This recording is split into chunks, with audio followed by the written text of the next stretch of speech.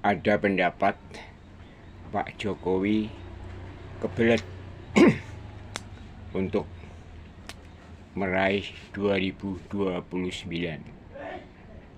Ini menurut saya bisa dipersepsikan sebagai sikap yang terburu-buru, tidak serontok ya, atau sikap yang cenderung negatif.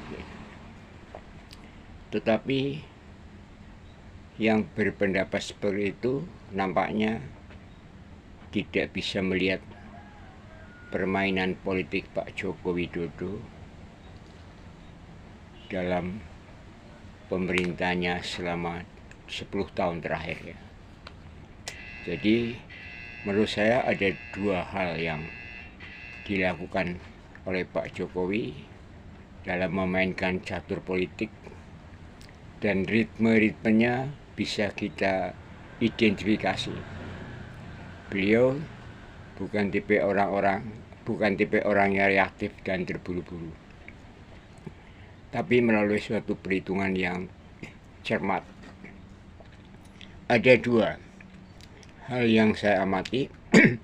Pertama, pada waktu Pak Jokowi meredam lawan-lawan politiknya yang kebanyakan itu adalah orang-orang yang menggunakan sentimen agama untuk tujuan politik mereka.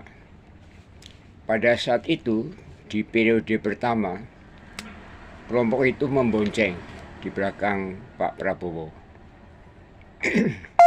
Sementara Pak Prabowo waktu itu katakanlah sebagai oposan dari pemerintah Pak Jokowi karena kalah pilpres, sehingga beliau tidak melakukan serta-merta pembubaran terhadap ormas-ormas yang ditengarai melakukan suatu sentimen agama sebagai narasi politik.